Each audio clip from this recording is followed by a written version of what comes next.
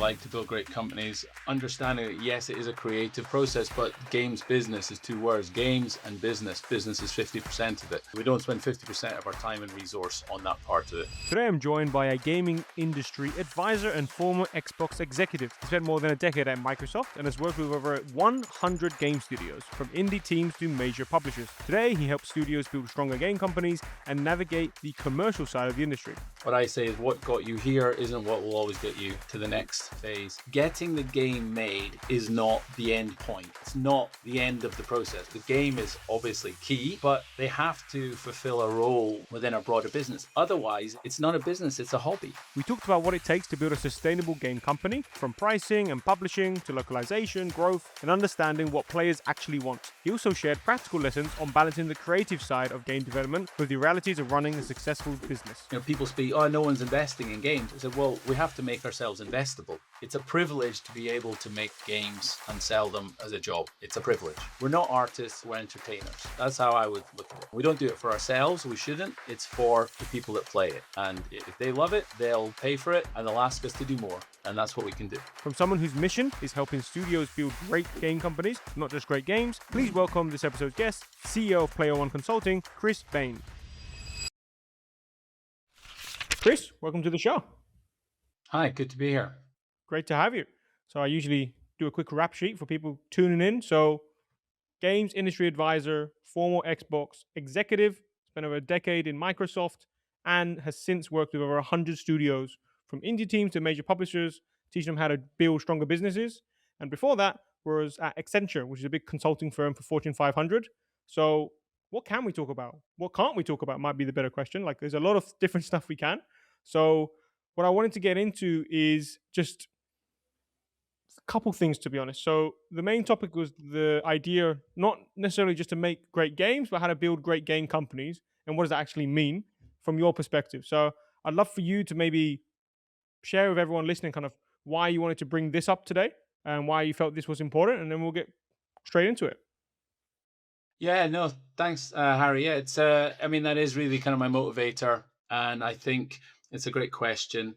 There are probably sort of three main things that I think are important in terms of that mission, if you like, to build great companies. I think the first is moving away from just being a creative business with no sense of commerciality at the end of it. So understanding that yes, it is a creative process, but games business is two words: games and business. Business is 50% of it, but we don't spend 50% of the time on that side. We don't spend 50% of our time and resource on that part of it. I think the second thing is cultural. I think sometimes we're founder driven, and sometimes founders can be very very sure of themselves that they got this far. So why would I look to have anything else going forward? What I say is what got you here isn't what will always get you to the next phase. And then I think there's a bit of a culture clash. Sometimes I call it a shirts versus t-shirts thing in games, where we have the creatives a little bit suspicious of the commercial people, and vice versa. And I say, to be successful, you need to break that down. So I try and provide that in the advice that I give to studios and publishers, big and small. Sweet. And I'm curious, maybe take me back. How did you get started? So just for people, to bring people up to speed, we've been on and off chatting probably over the last couple of years. Met you in London this year at Pocket Gamer, but I actually don't know the story firsthand, so I'd love to hear it. So how do you go from kind of consulting, but then before that you had a PhD in science, That's right. then you Yeah. move into Xbox, selling consoles, and now consulting. I'm wondering if you can give us a quick kind of recap on that. How does that Yeah, happen? I will. Yeah, I can certainly give you a sense of it. So yes, my original love, my first love was science. I was a microbiologist. I left I left school, loved my subject, studied it as an undergraduate, then went to do a postgraduate. So worked in a lab in a white coat, with Mad. big electron microscopes, did all this stuff. And I say I loved the subject, but at a certain point, I thought this life isn't for me. It's quite solitary, and it was more narrow.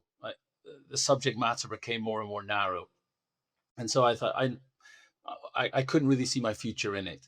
and I was reading one of the science journals at the time, Nature or something, and it was a big half-page ad, and it said, "Scientists, would you like to become a management consultant?" I was like, I didn't even know what one of those was. It was like out of a cartoon, big kind of like big letters.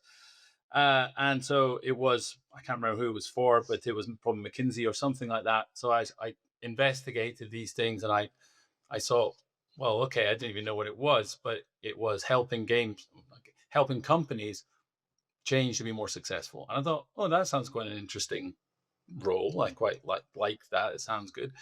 So I applied to a few different ones, and I ended up getting a job with Accenture, or Anderson Consulting as it was in those days. And that was really fascinating, really interesting. It was hard, long hours, really intense, you know, 12, 15-hour days, working at weekends, working away from home. But you built up you got really good exposure to how businesses actually work. I worked for, you know, banks like Barclays, or insurers like AXA, Hewlett Packard. I worked at Samsung, all these different companies. So you really got a sense of all these different companies, how they run. And Nice. but it was very intense. And I said, look, I would like to get out of this at some point. I can't do it forever. It's going to kill me, right? So looked for a good client that I could maybe work with, and I was lucky enough to work at Microsoft, and as they were my client, and I was very impressed with how that company ran. So uh, I sort of built some connections there, and eventually was able to get a job there. So I started sort of on a project management side of things, but ultimately I've always been a gamer at heart. I've been gaming since I had a little BBC Micro, as was in the 80s, and even did a bit of coding back then. I've always played games, and obviously, being in a company that has Xbox as part of it, it was something I really wanted to get into. So I was able to get in there. I sort of had to push my way in a little bit, not having had any games business experience. But I think when I spoke to people, they liked what they saw, and I was able to get in there. And I joined what was called the Business Insights and Strategy Group. So my Nice. original for Europe, for EMEA. So my original role was really to come up with insights that would uh, be helpful to the company to be more effective, to sell more Xbox, to make sell more games, sell more Xbox Live, essentially be more effective. So this was in the 360 days, what I would call the glory days of Xbox. I think that So maybe generally we're known coming as, back. I heard they're bringing back the old logo. well, yeah, the Nexus, right, with the X in it. That's the official term, right? I think we love a bit the old logo. The And we spent a lot of time thinking about what that looks like, but that's probably another story. Yeah. But I would do things like, we were very focused. It was very peak of the console wars. My job was to look at the market share. So every week I looked at the market share versus PlayStation, and versus Can Nintendo. you share what the war was like? Or is that Well, it too much? was. I mean, so what would be, so on a week by week basis, is a very retail driven business in those days, right? So you could see what percentage was being sold in each country each week, and what it at the time it sort of split. It was pretty 50-50 between Wow. PlayStation and Xbox across Europe. Um, globally, you'd see that in the US was quite Xbox focused. Someone like Japan was incredibly focused on the Japanese consoles. The thing was that, also the Wii was there as at the time, and it was 50%, right? It was 50% of the market. It sold as much as Xbox and PlayStation combined. Wow, I didn't And know that. yeah, I know, absolutely. It was, and one of the interesting things about it was that we were constantly looking for ways to respond and drive that market share, because consoles are a market share driven business. If you Sure. go to buy a new console, and three of your friends have one console and has the other, you're more likely to buy the one all your friends have, Yeah, it's that right? network effect, right? Like I feel like we booted Absolutely. up yeah, we booted up the Nintendo Switch because my girlfriend wanted to Yeah. play Just Dance for her birthday. And I realized, okay, now we all want to play Just Dance. And it was just like what's the game that everyone wants to play? And the over the years, like we've had PlayStation, we've got a new PlayStation, and then now we have a Wii. The Wii has probably Yeah. had most of the time out of everything because it's like it's the game that everyone could play, even though it Yes. wasn't multiplayer, at least in our house anyway. And when I do this podcast every week, the most common thing that comes up is like, is it a game I can play with my friends? Because if that's not the Mm. case, like it's just such a smaller market share. And so I can only imagine back then, like I want to play with my friends. Multiplayer was a lot more common. It's like, well, let's get the one that my friend has, right? Yeah, no, and it's very relevant actually because, as I said, you got all these things that drive console sales, and it. My job is essentially to do the forecast for Europe. So we would do a forecast worldwide for how many consoles would be sold, and I would take the Euro. I would do the number for Europe. So I say we're going to sell 4.5 million, and I think Sony's going to sell 4.3 million, Four. and this is Yeah, of right. course, less. Yeah. Well, not necessarily. Actually, I'm just making those. I don't want to actually give away actual numbers, but let's say they were always pretty I'm cheeky. close, right? I'm being cheeky. But that neck, they were generally neck and neck, but I was quite good at it. And then we would set the price. I had to advise on things like price, and it's always makes me smile when I see people do these hot takes about the price of consoles or games, and I think, well, that was my job for years, and so we had to think. I had access to lots of data, but we had to do quite a lot of thinking about what that looked like, and generally got it pretty right. Uh, as I say, it's probably harder than ever to do that now. Maybe the world was simpler Can I maybe ask you in directly those about days. that? So this is super interesting, and I want to ground it to kind of decisions that people are making today, right? And a Yeah. big one I feel is price.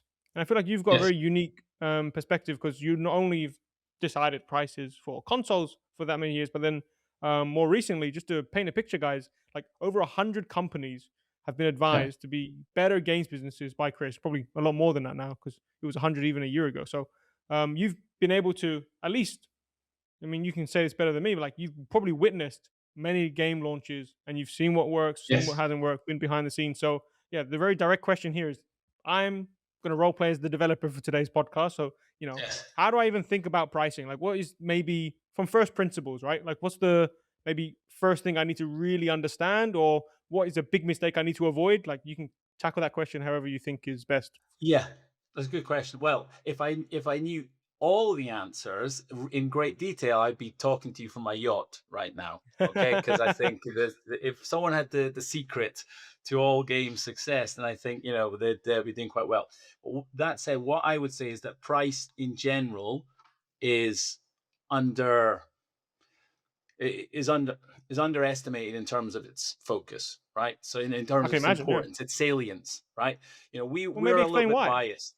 Well, we're in the games industry itself, so a lot, especially in the more in the indie side as well. Like people who are in the games industry love games, and they prioritize it often higher in their in their list of needs. Let's say their hierarchy of needs than your average person, right? So they'll say, "Well, look, I'll just get it. What I'm not really considering the price." But your average person going, "I've got a certain amount of money. This is my disposable income, right? Am I going to what spend it on this console or this game?" The price is meaningful, right? It's not it is a consideration, and it was quite interesting. We just saw the Game Pass changes uh, Yeah. announced last week, right? It's these services are very what we say, they're very price elastic, right? The demand varies quite a lot with actually the price.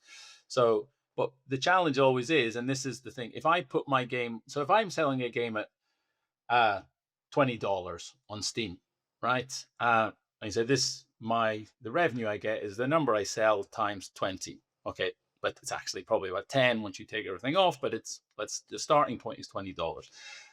If I say 25, right? So it's now what's that, a 25% increase, right? In terms of the price, I will need to have the sales not decline by 25% for it to be a net positive. So what's better, right? And what is better? Can I How sell do you 100 even games at $1 or one game at $100, right? That is very difficult to do, but I think what you have to try and do is at least make make an effort by looking at similar games. What have they done?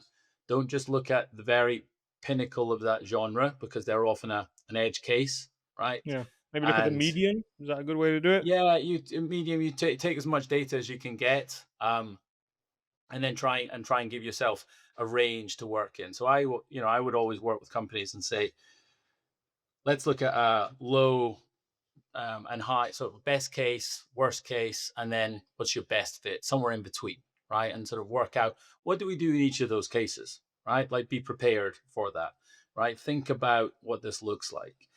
The the one of the things that I think companies of all sizes in the games industry really are quite weak at is cost control. And the reason I say that is I don't just mean it in a general way. I say that if you can understand how much money you'll make from a game, so how much it will sell versus the price and all the discounting and everything on that, and you said, this is the potential market for this game, that should be done up front. So that tells me, okay, I want to have a certain amount of money left over so I can run the studio and make other games. So that's my profit. So take that profit I need away. That's the maximum cost for that game. It And cannot go ideally, over that. you make money. So Yeah, probably you it want to is do because maybe is it if less you than sell fifty as a, percent? sorry, say again.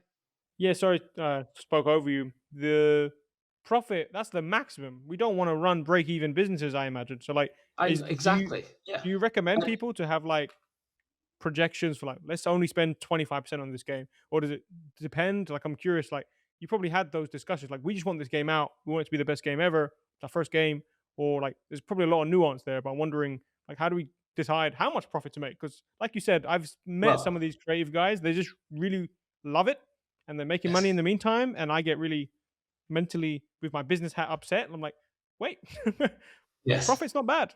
Like, have you thought about who's going to market this game? It's like, oh, we'll figure it out. I was like, no, you have 10 employees, guys. Like, these are Well, livelihoods. exactly. I mean, I think, it was one of those ones, if you even look at even at the top end, right? It's like what a success or a failure is relative to the expectations and to what True. you spent on it. So I think it was like when the movies, I can't remember. I remember something like Justice League, right? Way a few years ago. And I think it made something like, I don't know, 600 million. So it was a big hit, but it cost a billion. So it was like a disaster because it cost more than it made, even though it made lots of money, it made lots of revenue. Same with you with your game is like if you don't know what that budget is, how can you make those difficult decisions about what features to put in or take out? And you have to maybe have that internal conversation with your team and say, I know you wanted to do that destructible environment or whatever, that would be nice, but it doesn't really meaningfully add to what this game is, but it's adding 20% to the costs, right? So Yeah. Do you think it's they not need to make changing the that decision situation. every single time for every little decision? Yeah, well, in my ideal world, there's a lot of that, right? Where you would say we're going to look at these features. I will start with like what is the kind of one thing in this game that is AAA quality? What is the thing that people will talk about in this game? Then maybe Mm, there's a couple, two or three other USPs, unique selling points of the game, and the rest of it, it's kind of noise, right? For most of us, right? Um, if you're a triple, if you imagine, I was to use a metaphor of a mixing desk, right? Like in a studio, if you're a triple A with hundreds of millions, you can kind of push every single slider up to maximum. Okay, 10 they might across the even board. expect you to do that, right? Like, Fine. It's you probably do it because you can, right? You bring in an orchestra to do a real orchestra to do the to do the audio recording, even though that's probably money you'll never see again. But the as an indie or even a small a double A, someone who's really trying to think about where do we get the value, rather than putting everything up, to a 3 or a 4 across the board, put it 2 and then just take one and push that all the way up to 10 and say, this, we have the most incredible art style. We have the slickest motion. We have the incredibly unique milieu that this game is set in, that no other game is set in. Right. The rest of it, you know, does anyone really care? Right. Probably not. yeah. You need to find the thing that people talk about that game. Yeah, I'm guessing. I mean, we've had on the podcast, and the founder is a good friend of mine now. There's a tool called Lumos, and Okay. just to make this clear, have you heard of it before? I've heard of it. Yes, I don't have detailed knowledge of it. Yeah, I mean, I've got an account here. I want to paint the picture. When we're talking market research, like this tool is peanuts compared to the decisions you would have to make. If I go to just any game, let's say this indie game, which made 300K, like every single feature this game has, you can compare how much money has that feature made in this genre. So like these tools exist now. It's relatively new. Where what Chris is saying, you can say, okay, destructible environments. How many games have people mentioned destructible environments in the Steam reviews in the Mm. sentiment? So if I go Yeah. play a sentiment, yeah, this one's been loaded. They all hate apparently meta external factors, but then you can see, okay, what do people actually like and when they've played games. So the core game experience, which is probably the most important thing, they got 80 out of 10, 100. So like what Chris is saying, like people can actually do this research relatively cheaper now, at least compared to what I thought before. You can actually get answers to each of these questions, I think which that's is fantastic. And yeah. and I try and encourage it, just to do it. I'll tell you why. One of the reasons why it sort of stuck with me, right? Hmm. So I was responsible, and this is back maybe to Xbox. So after I finished the on the strategy role, I actually went into a more business ownership role. So I took charge of sort of managing director of the Central and Eastern Europe region and Russia and CIS. Okay, so covering I think officially 35 countries, although probably it was about eight of a meaningful size. And yeah, one of the factors that can make a game successful is being localized in local language, right? Yeah. Okay, but there's a cost associated with that. And what used to happen for me, I was responsible for making big sales in these countries, and I'd see a game, and Sony were very very good at doing localization. They had a good reputation. They localized in lots of languages, and I'd be trying to sell my game or my version of a game, and it would be maybe English language only. And I'd say, look, I'd like it in Polish. This is a great market. We're doing really well. And I would have to then go through a big justification process to say, well, it's going to cost, I don't know, 50,000, 70,000, 80,000 to localize this thing. Can you sell more because of that? And I was like, well, okay, I know this will have an upside, but why am I being asked to prove an upside? Where was someone doing this auditing process during the development?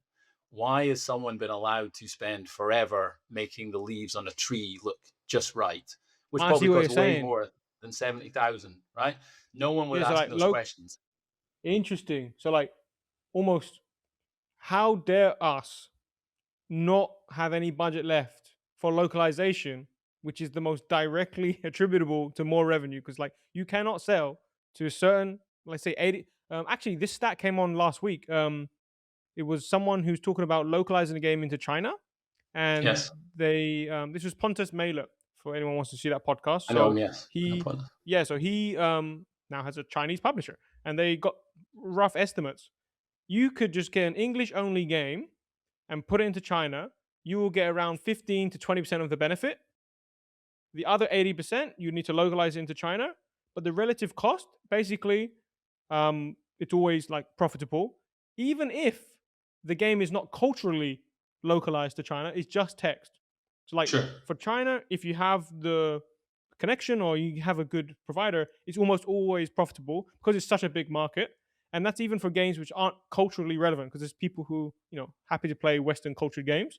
And he said there's Yes. some games where if you build with them in mind, then it's even more. And hearing you say we ran out of budget to localize, I'm like, wait a minute, localize is the thing that only guarantees to make more revenue, right? Like, it's just surprising that that's a thing now. Yeah, yeah, no, it's just one of the sort of structural things, and oftentimes I did get that localization, and sometimes it doesn't. It varies. Scandinavian countries, Benelux countries, often will go. I'm much happier with the English version, right? In some ways, no localization. no localization is better than bad localization. So there's a lot of things to You're not consider, seeing it's and cheaper now? Or am I being too AI bro right now? Like, surely it's cheaper. well, I think it probably is now in that sense, and I think the games industry is probably even more global than it was back in the day. Obviously, there's certain. The thing is, at the same time, you do have to make commercial. Look, I was aware of the commercial, um, you know, priorities there, right? Doing something in English or Chinese or Latin American Spanish, right, is going to be priority, or German, because you Yeah, get a lot, right? You got a lot of coverage with those. And I was talking about much smaller, language bases, right? And obviously, my the the the markets I work in started very small, and yeah, I can when imagine. I but they became very major, right? Poland in particular, right, was just is became huge, and it was one of the major markets for Xbox in Europe by the end of the time I spent there.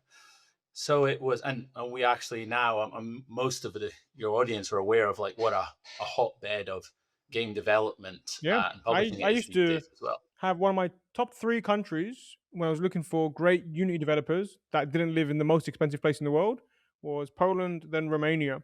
But yeah, Poland devs were amazing. And that was 2 years ago. Now I just saw on my Instagram that Europe is giving Poland the biggest EU slice of the budget because of how big of an economy it is now. So yeah, I mean, Yeah, to the moon, Poland, I guess. for sure, for sure. And I mean, they really prioritize games in their culture as well. I think Hmm. the one I used to say to the guy to remind people that when from Redmond was that when Barack Obama first visited Poland, I don't know, in his first presidency, the official gift of the Polish government to the American government was the Witcher 2 limited edition PC box set. Right, There you go. that that's sitting somewhere in a shelf in the White House somewhere as the sort of official representation of the country. Right, and it's quite rare that you will get many countries who will prioritize gaming that highly. So I was very lucky to be there, and I say we got to had an incredible team there, incredible team, very innovative. We got to number one market share, and grew 4x or something over the period we were there. So very lucky to be in there in that market Beautiful. as an example at that time. Beautiful. So I would love for you to guide me here because you've actually consulted our listeners at scale. So you probably know what problems they have, definitely more than me. I can assume a lot, right? So I would like to help you guide me for the rest of the chat here. So my question to you here is when it comes to kind of building a game for a specific audience with then like a defined budget, this has Yes. come up repeatedly on our podcast. Like, stop building games Mhm. that no one wants. Yes, you need Yes. to build something you're passionate about, but if there isn't an audience there, stop, pause. Why have we not done that research, especially now? So if I've heeded that advice, I'm going to build a game for a specific audience. I'm going to be Hmm. cost effective. I'm going to listen to your advice. What roadblocks, what obstacles am I about to face? Like from all the consultations that you've done, like what's Mm. maybe the number one thing we should be talking about today? Like if they had to leave with one thing, what would that be?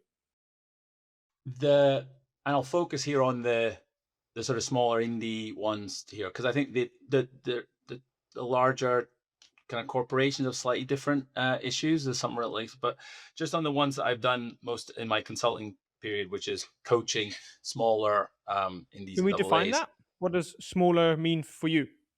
Yeah, that's a good question. I think the the stuff that I do in the I have a sort of one to many approach. So I have this my own scale up coaching program that I do, which I augment with sort of one to one coaching with the leaders. So I usually do about one is me and maybe 15 to 30 people on a call on a regular basis.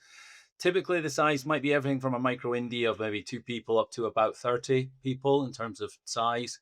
In terms of the experience, at the very basic, need to have something out there, at least in prototype at its most basic form. But in many cases, it'll be I've had two or three games out there.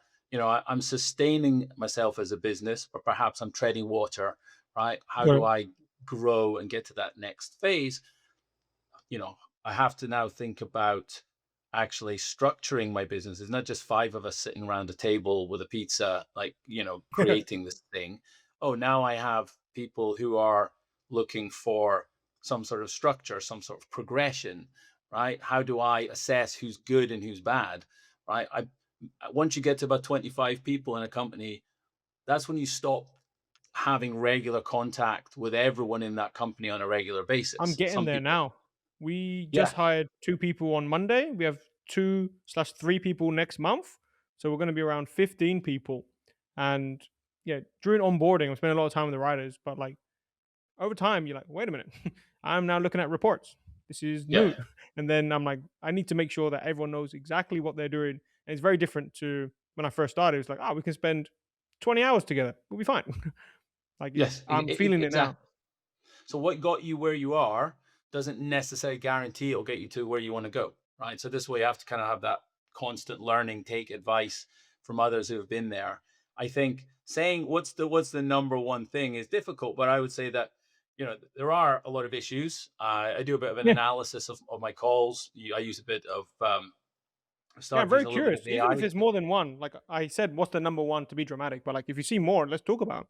Well, I think what I would say is the one that's fundamental to it is a lack of vision. And what I mean by that is, what are we trying to achieve? Like Hmm. where am I going with this company? Well, why did I get into it? If I put myself 5 years in the future and I'm a founder of a company and I visualize myself in like my happy place where I'm doing what I love and everything's working well. What does that look like?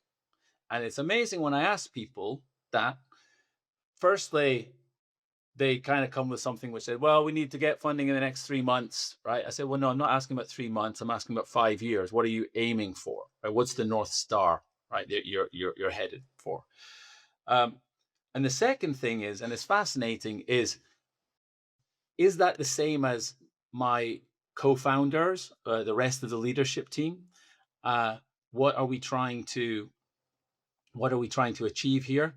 Like, I ask this, it's just for fun. I go and talk to people at events, and we're just sitting having a drink, and maybe as two co-founders, and I say, what are you aiming for with your company, or what does your company do? And I just ask one, and I watch the reaction of the person next to them, and you can see them going like, "What are they going to say? I don't know." And I think that if that's not aligned, if you don't have a clear idea of where you want to go, and your team are on board with it, then how can you A, make the right game that supports that, B, find the right kind of funding, right? C, have the values um, that your company should live by, and make the decisions that take you in that direction. So if it's not aligned, get that right first. The tactics, the sort of discoverability tactics, or the funding, or the pitching, yep, they're all necessary. But if you don't have that fundamental foundation, what's the point? You don't actually know what you're trying to achieve. So that's maybe the first point I always start with people. Like, where are they going with this? That's I agree only because I've just done it. So I've had to hire people, and it's easier to hire people when they're your family and they know, oh, Harry's going to build something big. But it's different when it's a complete stranger who's just met me. And basically, I've been in my own communities and I've had guest coaching and say, yeah, you need to paint a vision. Like, why would someone join you as a startup and earn potentially less, right? Only Mm, because they want to go where you're going and they're making a bet on you. Is an employee perspective. I'm like, yeah, it makes sense. And I'm like, oh, but I have a good vision. I'm like, okay, where is it? Ah, okay. I have to write it down. And when I started writing yes. it down, I realized my vision was, in my opinion, big when I first thought about it. But then I looked at it again, it's like, it's not that big. It doesn't actually afford 20 people. Because then I realized, okay, Mm, to afford 20 people, we need to help more people. So I can't just ghostwrite for the entire games industry, for example. So that's when I was like, the only way this business works is we solve the problem. So for me, I used to be the LinkedIn guy for only a few months, but I relatively quickly saw, I was like, okay, no, I actually should solve the problem of business to business growth because that has room for everyone here to win. There's loads of stuff for everyone to do. And over the last couple of years, I've tried to kind of do a little bit of events. I've done kind of consulting, and all of these are now standalone businesses with people that they support. And it only took me to see what can I make as a vision for the business that would include payroll for more than just me. For a Mm. good year, I was very comfortable around the 10 grand a month range. What pockets in all of that, but I was like, ah, this is a good lifestyle. But until I faced myself, like, okay, how do I actually afford more people? Then you realize, yeah, I can't just do more of what I'm doing, and you can't afford that. And then to kind of take this home quickly, thinking how I can afford my team made me think so much bigger. And then I stopped doing all the small stuff that I was doing before, like editing a Canva for my LinkedIn post. No, designer does that now. Because if I always do that, I can't do what I should be doing, which is sales, for example. And it just gave me such focus by having that big vision and then putting a date on it. And I can imagine only how important that is with a game, because without focus, you Mm. could technically, I'm doing my vision, releasing my first game. But what if you spend 4 years doing that and it flops? Yes. Have you set yourself up to try again? Maybe not, maybe yes. So yeah, I can just only agree. Like the vision changed my life, and I just did it to hire more people, but it actually like changed everything else. Well, what you have done so far, Harry, and everything I've seen is extremely impressive. So you don't come across as someone who lacks vision. So that's a good Well, that's the thing. thing. Me neither. But by actually trying to make it fit more people, I realized my big vision at the time was big for me personally. And that's what I'm saying. Yes, Like there's levels to it, maybe. Like maybe someone of thinks they have a course. big vision. They've told you, it's like, okay, but what about next game? He's like, oh wait, I haven't thought that far. And then you start to think, oh, wait a minute, I need a lot more. I need to go accelerated timelines, all that stuff. And yeah, it's just much more fun. No, yeah, absolutely. And that's it's a great starting point. One of the things about uh, games, and it's part of the joy of it, but it's also part of the challenge, is that the people that are making the games love making the games, or at least they Hmm. start off doing that. But the danger is there's too much of a love of process, like the process of making it. I mean, the game devs I know generally they like making games at least as much, if not more, than playing games, right?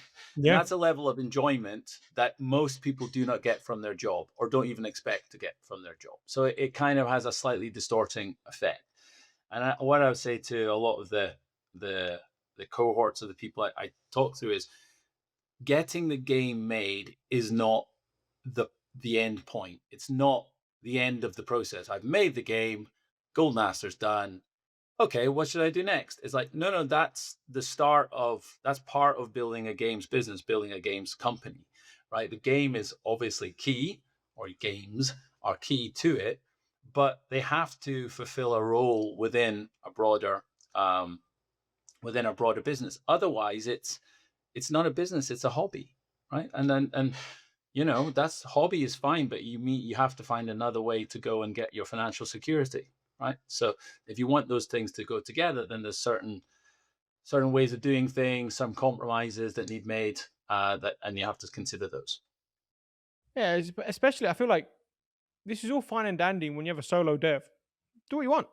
But like most people we're talking about here usually bring people along for the ride. I don't think it's fair for them either to No. treat it.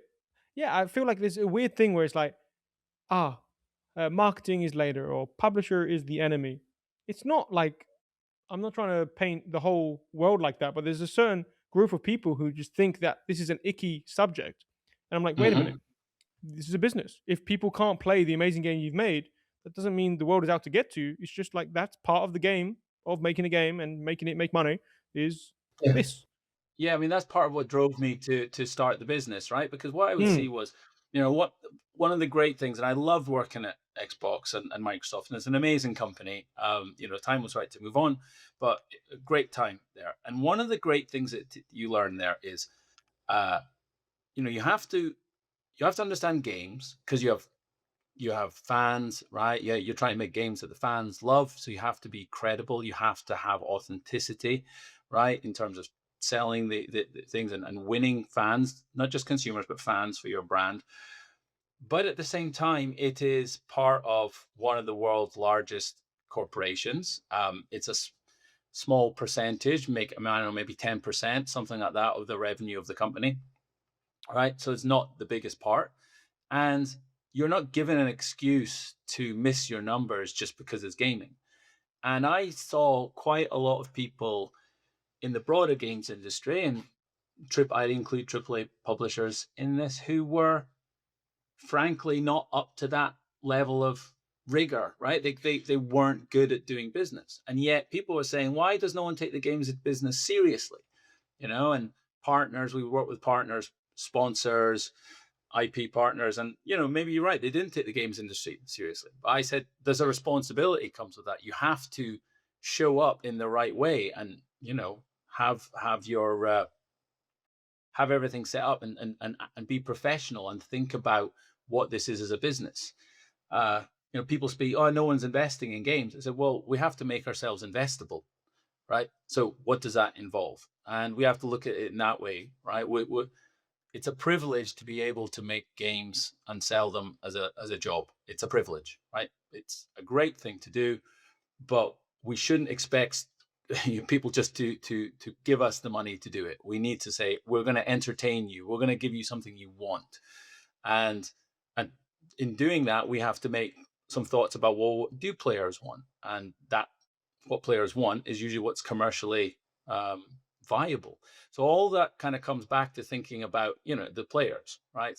We're not artists, we're entertainers. That's how I would look at it, right? Yeah. So we don't do it for ourselves. We shouldn't. It's for the people that play it. And if they love it, they'll pay for it, and they'll ask us to do more. And that's what we can do. Have you seen the news with Griffin Gaming Partners, with the $100 million indie dev fund?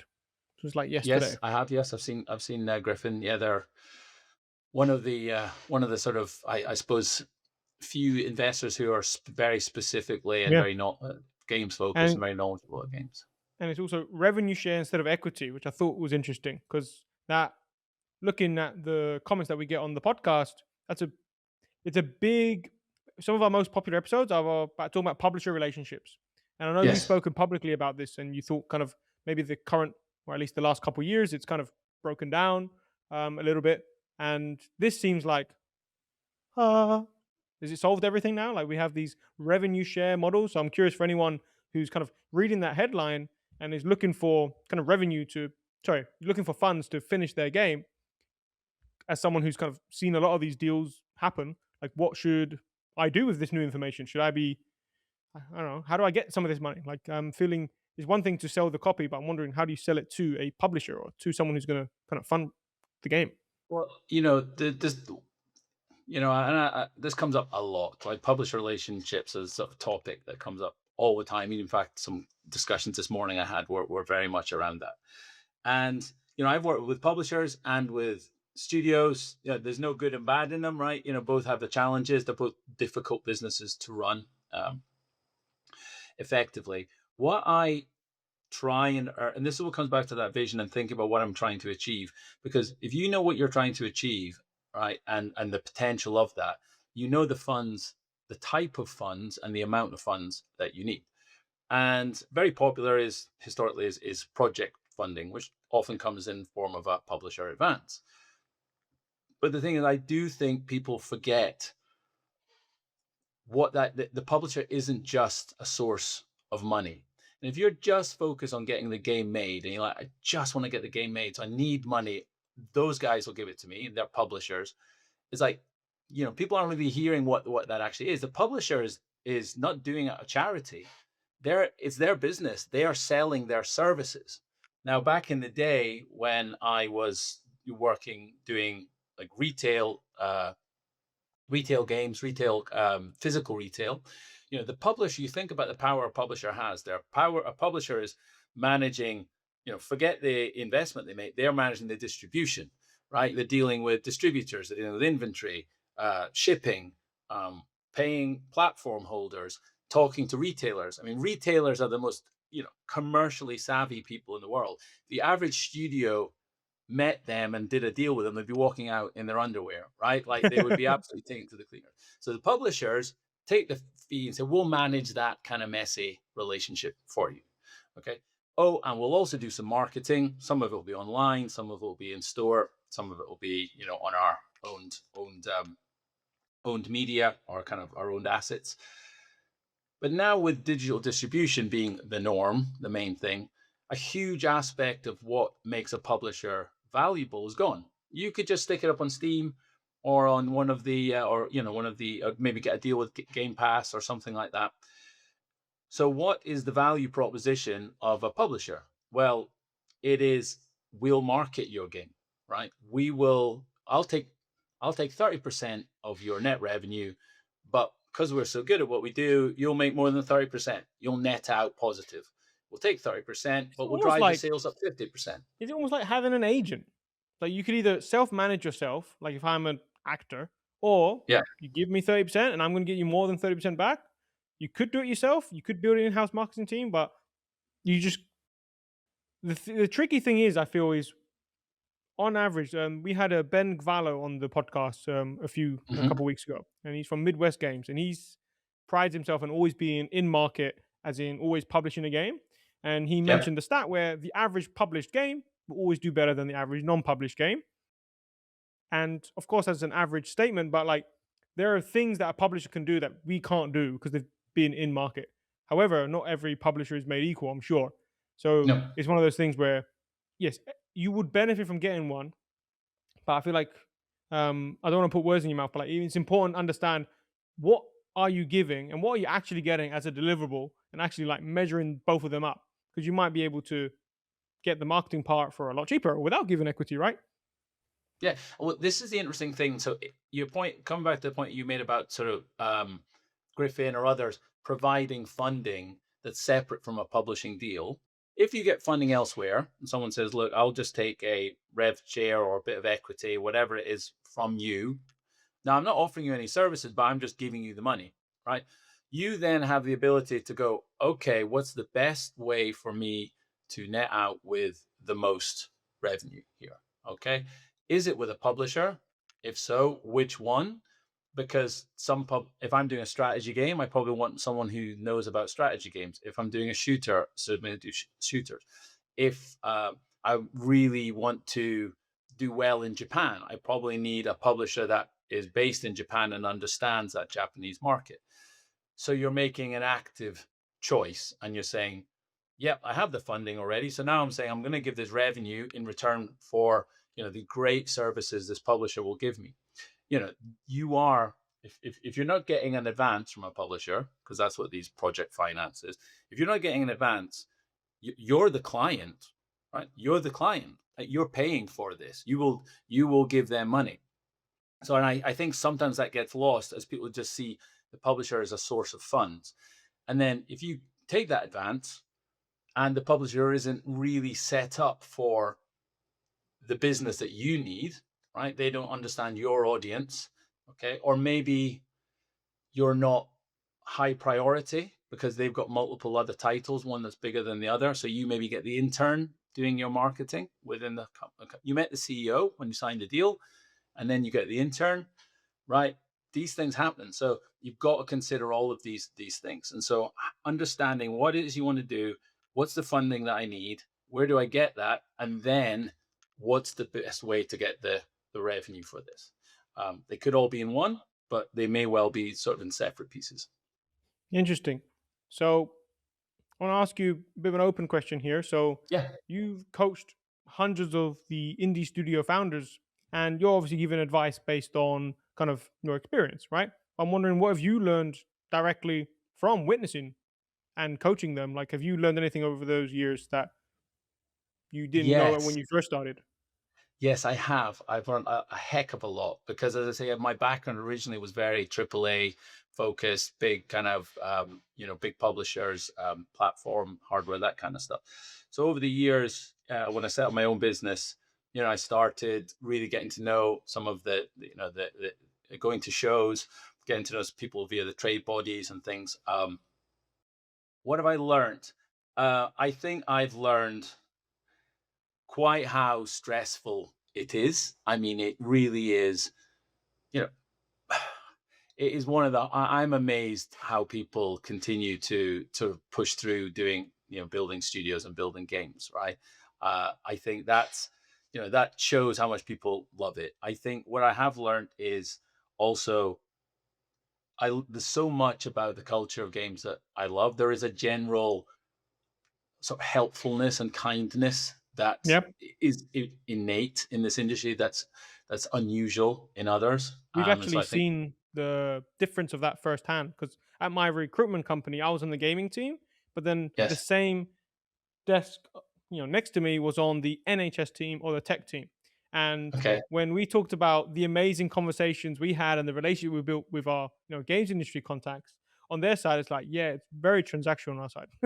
And I think it's just, even though it's the same service, same way, same training, just the games industry was just a lot more inviting and just open for conversation and willing to help, like human to human. So we actually saw that firsthand, like the exact same business, two different teams, same training, different receptions. Games usually, yeah, just I can attest to that basically. yeah, and so and that's a great thing. That's a great thing about it. But on the flip side, there is, because people work in a creative business, there is, and would work for free, and often will work because we just love doing it, right? As I say to guys, Crazy, right? I actually yeah, never heard someone put it like that, but it's true. People would work for free for years. yeah, I say, look, someone said, "Can you give me money to make this game?" I say, "No." I say, "Okay," but they'll make it anyway. They'll go off in the evening and do it in the evening or weekend, funding themselves. If I said, Harry, go and sell some insurance for me, you go, "Well, you better pay me," right? I said, "Well, I'm not Yeah, going to pay you." Well, you're definitely not going to do it for free, right? yeah, So, for the there's love of the game. yeah, exactly. So, it is challenging then for someone like myself who comes, has a broad experience in games, but also in other industries. There's an expectation that everything's done for free, right? I think that's a challenge. And so people, um, they will sort of get by on, they'll spend forever on getting the game looking incredible and will leave the business just to kind of bumble along, right? So I don't think there's an understanding Inter- of the is skill it set required to run a business. is it because they're used to spending so little financially on the development part that they're equating the financial investment they put in the development to like, I'll use a similar amount for marketing, but like you haven't accounted for 2 years of your services, which is worth X. And that's it. Maybe I'm just, that's not a thing, but I'm very curious if some people are thinking like that subconsciously, like, I did I, this, didn't cost me anything. some people are. I do think that Yeah. that is the case. That there is um, a desire to get it made. What I would say is I think the quality, at least of the people I see, is getting better. Right, in terms Oh, of the developers, I think it's been a tough time for games. We know that. I think it's not just a post-COVID thing. I really believe that we lived through a golden era, probably between about, I'm going to say about 2008 up to about 2022, right? So what's that? 14 years, where there was a series of things that came together, a sort of positive, a perfect storm, you might say, a positive feedback loop, where you had new platforms. So suddenly you have the smartphone, the iPhone. So an entire new kind of way of delivering games experiences. You have Steam emerging. You have indie on console, because that wasn't a thing even back about more than about 12 years ago. Um, so all those things came together. Low interest rates, expand. So meaning that someone could give you a concept on a piece of paper. I go, all right, why not? I'm not going to get any money in the bank, so I'll take the risk, right? So you had lots of money flowing in, and I think so. All of those things led to a very, bubbly market. Lots of good things happening.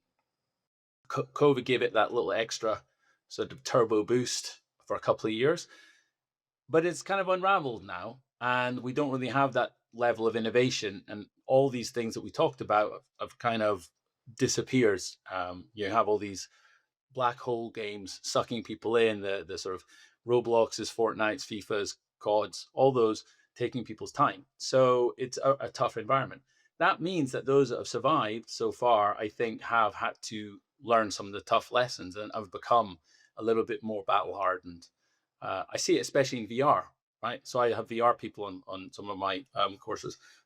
VR's had repeated cycles of things going wrong and being difficult.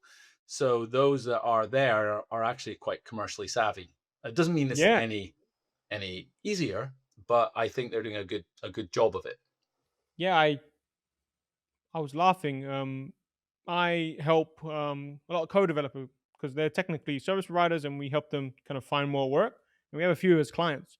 And I had a call booked with a Turkish VR co-dev studio, around 15 people. And in my head, I'm like, yeah, it's probably going to be some people who are struggling. Printing Hmm. like 50 to 100K a month, very profitable, and they're Hmm. about to release their first game because, sorry, their second game. The first game is actually making money. I'm like, how? And basically, he basically educated me. He's like, yeah, VR headlines, doom and gloom, but actually, Meta's a great partner. People do buy the games, and you can make them once you're really good. We have good pipelines, relatively cheaper. And he's like telling me all the good stuff he's doing. This guy's like in his 20s in Turkey, and the way he did business development was go to like two Meta events a year. I'm like, Jesus Christ, like that's Yeah. possible in the not only games industry, the VR games industry. And Mm. that just blew me away. It was like I mean, I'm tend to lean optimism all the way. Like if people say something, the sky is falling, well, okay, but how are these people making money? Let's probably look here. And that was a great example because I went in as an optimist thinking this guy's going to be struggling, and he was not struggling. Like he was doing a okay in Turkey, charging like decent prices, and I was like really impressed because he was doing his own IP and co-development at the same time. Yeah, and there are some very, I mean, there's some really impressive, commercially smart people doing it, and getting that blend. I think gaming cultures do vary a little bit between countries and platforms. Obviously, you mentioned Turkey, and then you look, and which is huge on mobile right now, and you look at the way that a lot of mobile companies run it, and it's you know It's much all the more money, numbers baby. driven, for example, right? It Yeah, really, it's it's it's actually it's a night and version of day. Max 3 plus a bunch of stats, right? But and a huge UA bill, but that's that's how they run it. And I think there are aspects of what they do that the PC console kind of business could usefully take. Uh, Equally, I probably think that they might need to, in the mobile side, again, it's just a personal take, think some more of that, think more broadly about creativity rather than just, doing the latest version of a particular, of a runner or a match three or a merge or whatever, the genre is. So yeah, there's, I think there's a lot they can all learn from each other. So, Yep. We have a podcast coming out, and he was with Jakub Raymer from one of the Two and a Half Gamers. I don't know if you remember, okay. but he was explaining, and we basically understood. I learned a lot on that episode where like mobile gaming discovery is basically a real life war. If a company spends more money advertising to that subset of users, the cost for discovery for you, doesn't matter where you are in the world, now costs more. So if your game doesn't make enough revenue per user, you can't exist. So you Yes. don't even have a choice.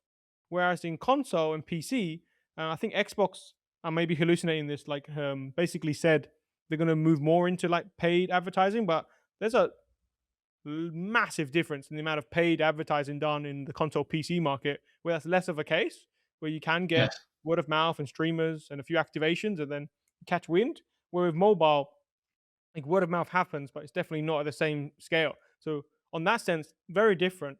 But I think consoles can definitely learn paid UA can work if you nail that. And then yeah, I agree with you. Like the mobile UA side, like it's all numbers, and sometimes you can get lost in the numbers and like, wait a minute, is this differentiated enough? I know we kind of have to have a game that looks like this, but it needs to also be different, right? Yeah, I mean, I remember it was when it was Yeah. paid premium on mobile, right? And there was some great games back up. But I talk to people now and who know more about mobile than me, and I sort of mention that, and they look at me like I've got two heads, right? It's like, well, what are you talking about? It's like, well, maybe that model could come back. I don't know, right? But It exists, to be fair. Like, it's come up on the pod where I mean, I'm a paid premium mobile user, so I play Clash Royale. They get my battle pass every month. I'm a happy user, and I do buy games on mobile which are roguelites, like I enjoy. So Balatro is a tenner. This other game I pay for like $7, and I do that every now and then. But the mobile product people, they basically don't look at it because it's like we're talking about less than a couple mil. Like yeah, Yeah, yeah. enjoy, So it's, but it's like for them, it's like it's relatively, literally insignificant. yeah, yeah. It's absolutely, it's not meaningful number for them in any Yeah. way. So why But would I for a lot spend of other time? people, very meaningful, which is, it depends. Yeah, Goes back to what we said at yeah. the start. Like, what do you want to build? Absolutely, yeah. No, this is the thing, and as I remember of like doing all the launches at Xbox, it doesn't matter if you sell 1 million units and you go, that's great. Well, but the target was 1.2 million, so it's not good or behind what we expected, right? So it's all relative. And actually, if you get these numbers and you don't understand that market, or you don't understand what you're aiming for, and you would hope what you're aiming for is based on the cost that you spent making it, then you can't really tell if something's a success or a failure. And this Mm. is and this is why you know I'm not an expert in making games. I mean, I've done a bit of coding and I've played a lot of games, but I would never call myself an expert in the game development process. But what I've sold a hell of a lot, and my focus is being the business guy.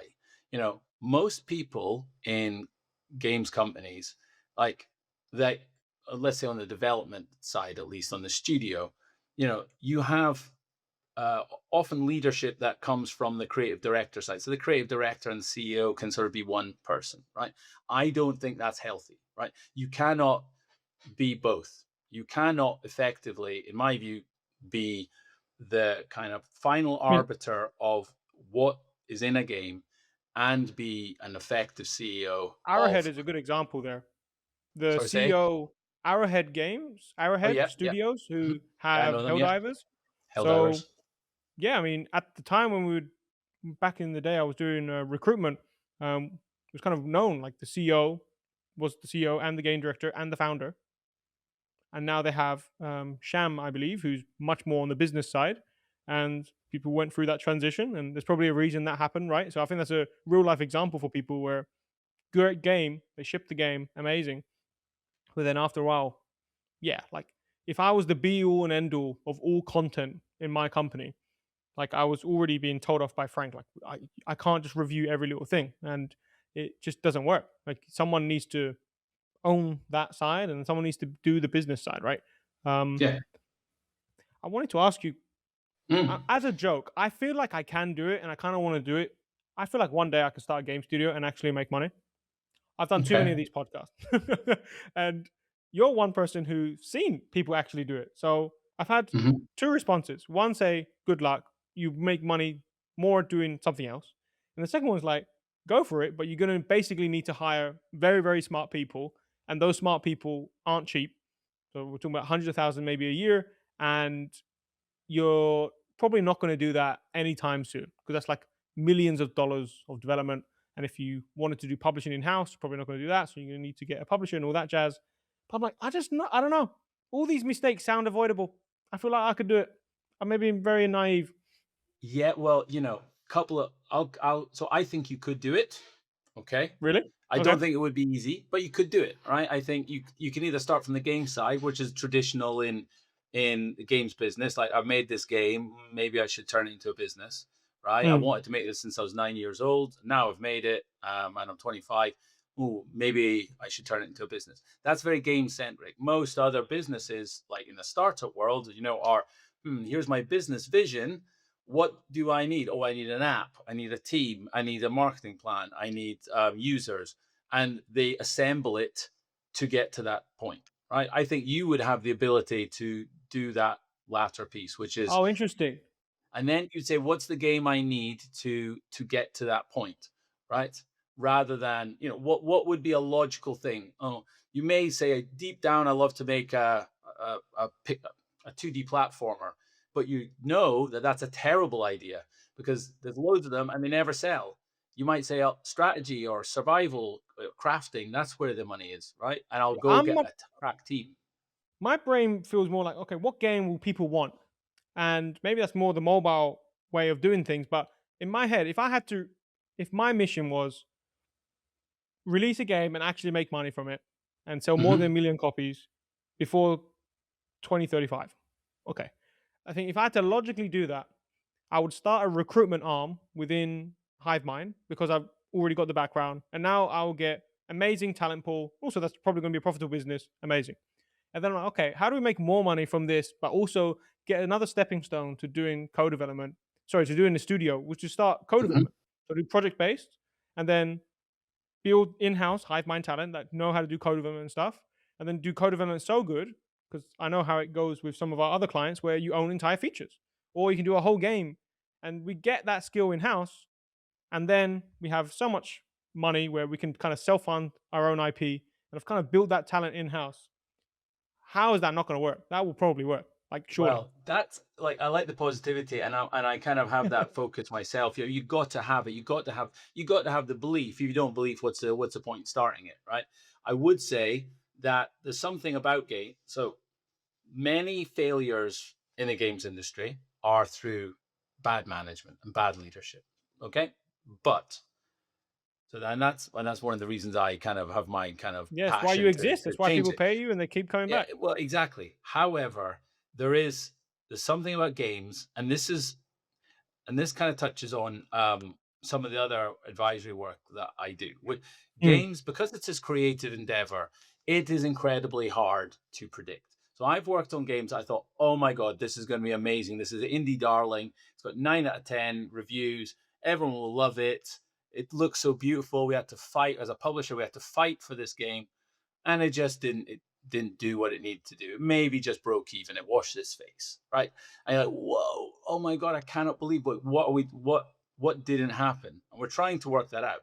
So sometimes these things just happen, right? Good games don't always sell well, and it's very hard to understand, why that is.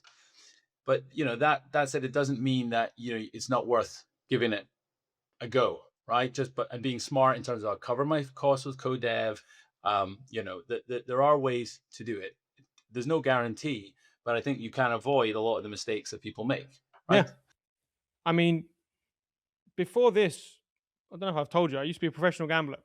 So before this, for the gambling, you basically just had to make sure the principal was never at risk, even if the bet was on average valuable. If Mm-hmm. 90% of the time you lose that money, that means as a bare minimum, you would need 100 of those units to never go bankrupt. That was like the lottery infinity numbers when you do the Mm-hmm. Mm-hmm. not martingale, it was a Kelly calculator. It was called. It was based on a Mm-hmm. mathematical theory. If you have 100 units of principal, let's say 100 times 100, so 10 grand. If you had £100 bet and you would lose 90% of the time, but the 10% you win was like more, you would never lose the principal, and that's always a bet you take.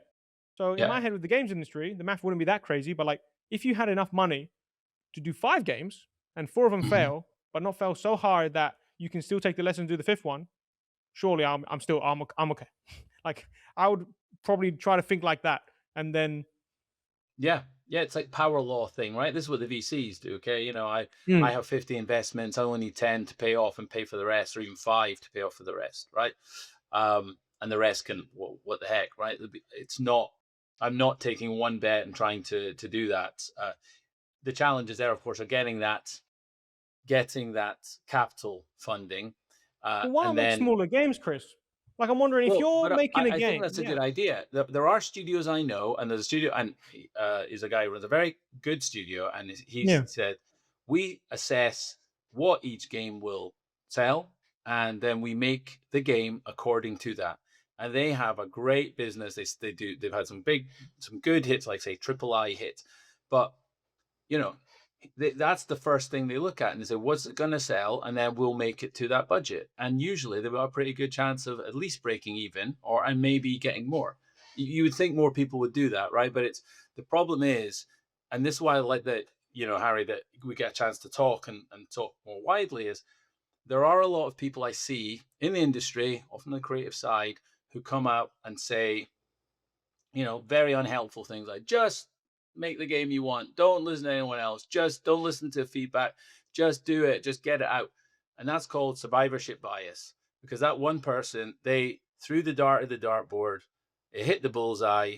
They threw once and they hit one time, and then now everyone listens to them. The thing is, I've seen so many people who've done exactly that, and they missed the dartboard, and you know what? We never hear from them. They don't get asked to talk in the press. So I think acknowledging sometimes the role of luck would be helpful, right? I'm not going to name names, but there's some examples who just wind me up all the time. No, Uh, me too. and I'm in agreement here. The one thing to add, if you don't mind, like be wary of who you're listening from. Like, if they had one success 10 years ago, bro, mm, different planet, like different industry, different market, so many different things, right? Like, it's who's winning right now and are they talking? And it doesn't, unfortunately, in my opinion, count if it's their first ever game. If it's, you can't learn that much. But like, no, someone put it really well to me. Um, we recently had the ex CEO and founder of Hasbro Interactive on the pod, and okay, I asked him, "Are you agreement in the stat? Like, you should be prepared to lose 9 out of 10 of the games and like not make money." This guy had released 300 titles and like 200 million in revenue while he was at Hasbro Interactive. He said, "Well, it depends." And he said, "Like, I don't think EA and Ubisoft have a 90% failure rate." I was like, "Yeah, you're right." So there is a way to make games and actively predict to make money. And I think the people who are, 90% losing, there's a lot of stuff that they could be avoiding. And the hmm people who are saying, "Oh, just make a game. If you love it, some other people will love it." I really agree. I think it's toxic. Like, it's actually toxic advice. Like, because it really oversimplifies things, and it's also very easy to agree. Like, oh yeah, all mm, these people trying to min max and trying to when I say min max, like maximize how to market a game and try to reverse engineer. It's like, yeah, there's a reason that's happening. Discovery's hard. Just because it was easy for yeah. you, bro. Like, come on. Yeah, I mean, and I'm a big fan of all the discoverability stuff and understanding the little tricks that you see on Steam and the eShop. But some people understand that there's correlation and cause, right? Like they did this, they did X, Y, and Z, and that's why that worked. Okay, I agree. We can see that that would have a sensible thing to do. But so often someone would say, I'll follow that advice, I'll do this, X, Y, and Z, and it doesn't happen. So what is that missing piece? It's it's very hard to say, right? And this is why I believe what you're saying about, take a lot of shots at goal, right? You need to take a lot of shots at goal. One will go in. Also, try and validate early and cheaply. So I'm a big fan of demos and prototypes and people going to shows and that kind of stuff, rather than spending 8 years in a bunker making the perfect kind of finished article that goes out and no one is interested, right? So I think that those are all good, good techniques. Nothing's guaranteed, however. Yeah. To wrap up here, can you tell me why did you actually start the consulting business? Because it's probably you had a nice gig, right? Xbox, Yeah, selling yeah. Xboxes. Like, that's a good gig. Like, why did you actually start the consulting biz? Well, it was an awesome job, really cool. I mean, I got to work in lots of very interesting countries, and and across the regions, you know, um, as well as Poland, which you mentioned, was Russia, Czech Republic, Hungary, Greece was in there. So lots of really interesting markets to work in. Great people, great business. However, at a certain point, I think lots of people, you get to a certain point in any role that you do, and you say, I'm not really learning much new. I'm kind of doing 90% the same each year. That's great. I really am in control of what I do. People are learning from me, but I'm not really learning anything new. And I did want to go up the company, but really there was no more senior roles in Xbox without going to Redmond, to the US. So it really Mm, wasn't, and I didn't, at the time, it wasn't the right thing to do for me. So rather than I had the options of either move into a non-gaming area, which I didn't really want to do, if I'm honest. Didn't excite me. One, you kind of spoil once you worked in games, right? It's pretty yeah. hard to go across again, and or leave and try something else. So and I looked around at sort of other roles for a little while, but I'd always wanted to start my own company. I think I'd had that intrinsic in me. My parents had their own company as well, and so I was looking around, and I saw that there was this need for more professionalism, more business focus, more kind of commercial and strategic advice in the games industry, but from someone who'd actually done it, right? Being a generalist, sort of management consultant or business expert, it's pretty hard to really get a grasp of the games industry because it does have its own nuances.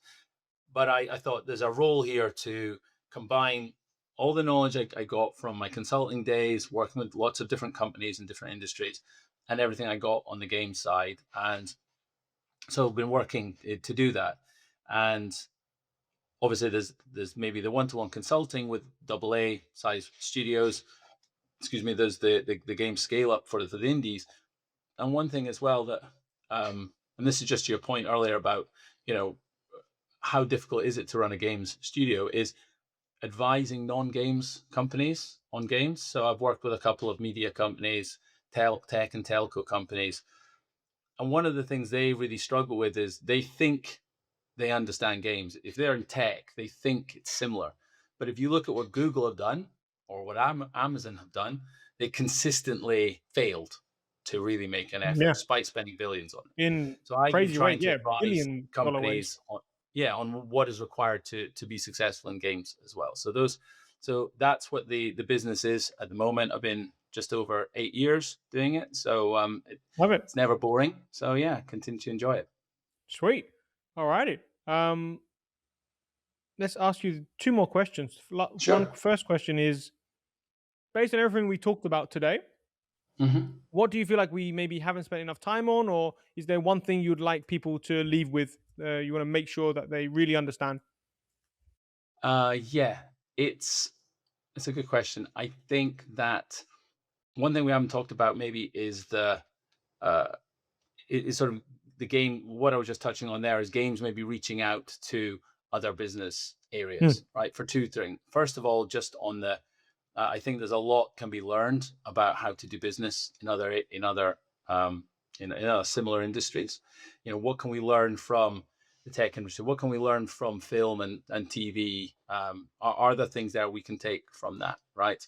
And they can learn from us as well. So I think that's, you know, the staffing model is interesting because if you think about one of the challenges we see with games companies is we've built an expectation that you can have a long-term FTE type career in games, like 5 to 10 years, right? Which is maybe a legacy of the tech industry.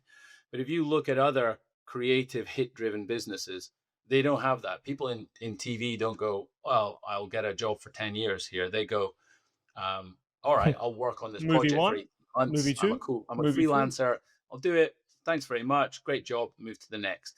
So I think right now there's a, whether that's a good or bad model, I think it's more accurate to the nature of the product. So I think unless you're working on a live service game or a massive company, it's very difficult to give a predictable long-term FTE career. And I think we need to address that. So I think that's one thing. I wonder, And then, isn't that yeah. before you Mhm. say that? Sorry, I wonder, is that not for employees and anyone working actively in the games business should definitely understand that now after seeing, you know, even just a few posts on LinkedIn that that could happen. Also, as a company, why would you not just have only the core team as FTEs and then everyone else has like, 6 to 12 month contractors and then renew? Like, I feel like because in my world, I was in contract recruitment. It was just so normal for me. But then, exiting that world and not talking to people who use contractors, like there's this weird fixation with like, yeah, everyone's employee. We all work together. I was like, yeah, but what happens after this game? You don't need that guy. You're now in marketing mode, right? For like 2 years. Like, Yeah. what if this, Yeah. this person has built all these routes here and it's just made no sense to me? And so and that's, it's getting that, it's a cultural expectation. And Hmm. right or wrong, it's like it isn't, it doesn't match the way that our industry works. It's a hit or not, right? You put all your effort into it and then it's done. What do you do? Unless you're live service, you're doing DLC sequels, I get that, right? The question will be what happens with GTA 6 when that goes, right? That's a live question. So but I see people, and the layoffs are pretty intense. There's no doubt about it. But I also see people making very rational decisions and doing their very best to minimize it, and then getting sort of castigated for, this is terrible. It's like, but they have to, what we say, cut. Um, uh, you have to size the business according to how much money is coming in, right? Yeah, I mean, So Fortnite did it. Fortnite yeah, did it. Like I they mean, said, we aren't making enough money. 1,000 people have to go. One of the biggest games in the world because demand. Literally, you mentioned like demand elasticity. Like if I don't know. anything about behind the scenes of Epic Games, but it was really public the way the CEO said it. Like, we do not have, because of decreasing demand, the need for all these people working on Fortnite. Now, Yeah. say what you want. Maybe it's a very nice thing to say for investors or what have you, but like it can happen to from every scale, right? Yeah, and and each case is a little bit different. I don't want to say pro and con. Like there are decisions taken that are not ideal. I mean, like when I say there's bad leadership and management, and I'm not picking on any one particular, but it occurs at all levels in terms of size of companies. I think it's across the board, but it's more about the expectation and understanding that look, it feels like we say putting a square block into a round hole, right? Like how do you get a hit driven business where they got a 2 or 3 year wait to get revenue with long-term sustainable FTE. It's a real juggling. It's a real juggling act, right? So Yeah. just be mindful that that's the case. And if you're working in that industry, I would say sharpen up your freelancer skills. Don't necessarily jump to make a move with your family or your life or your house, right? Be conscious that is that person promising me something that they can't deliver, right? Push hard on that, right? So in a way, it's a sort of self-preservation as well as saying I'm justifying it. It's really that kind of self-preservation. Um, and then yes, so and then also just in terms of looking at IP, right? When I talk to people outside um, of games, in other creative industries, and I'm on the board of a couple of places where there's some other people from film and TV and theater and things. They are super interested in games, and they really are interested in the IP, either taking it and making it into a series or a movie, or the other way around, saying, "Is there someone that can develop this?" Roblox guys are very good at it, right? They're taking brands and they're taking IP and they're putting it in Roblox and doing good business on it, but it shouldn't just be restricted to them. We should have a nice active marketplace of developers looking at meeting the needs of these other companies. So Any one tip for that for anyone who wants to kind of take advantage of IP? I think understanding what your IP actually is in a really clear way, rather than getting sort of bogged down in the mechanics to start with, just say like, who is the character? How would this translate into, a movie or film? Like, what is the motivations, right? That I mean, I've started seeing people ask for gaming IP, and this is literally just the other day, a film studio, and they want to understand the story, the narrative, that kind of thing, as well as mechanics and things like So that. it's So about I have a game, it has an audience, has IP. You're yes, saying that there is an appetite for putting that yes, transmedia. yes, Um, yes, and I'm active again. This is one of these little side hustles, but I'm actively working with some people I know in that field to try and exciting. help them. They have matchmaking between uh, filmmakers and funders in their field. And I said, look, you need to think about games. And I think they're starting to. And I think one of them, I'll probably be sharing it later this week or at some point to say, actually, go to this person's site. There's a matchmaking opportunity. Maybe your game could be the next Last of Us series or whatever, Yeah. Fallout, who knows? Yeah, very exciting. Great. Um, Chris, thank you so much. Went a bit over because this was really interesting. So if anyone, yeah, I love it. So for people who've listened this far, they clearly enjoyed today's conversation. Where could they learn more about you? Where can they connect? And could you maybe do us a favor and explain what's it like and how can people work with the kind of program that you do as well? Yes, so there's a couple of things. So I'm on LinkedIn actively. So it's Chris Bain, PhD, right? Is and you'll probably have many connections with me, but yeah, please look me up. I will connect with you and look forward to that. My main website is player1consulting.com. So it's player one with ONE, all one word, player1consulting.com. And then I have and either on there or through my LinkedIn or directly, I have new uh, a news version of my accelerator program, Game Scale Up. So a 9 hour version. It's available to, so unlike being the previous ones, which are invite only and UK only, this one is available to small developers and founders worldwide. And Oh, awesome. I'm running a couple of cohorts on that. So you can find that on my website under Game Scale Up or else on my LinkedIn. Love it. Chris, thank you so much. Thank you, Harry. A real pleasure. I'm glad we got the chance to do this. I really enjoyed the Yeah. conversation, and I'll look forward to seeing you in person soon. Yeah, awesome. And we'll definitely do a round two because there's probably loads more we can chat about for sure. Always. Alrighty. Alrighty. Goodbye, everyone.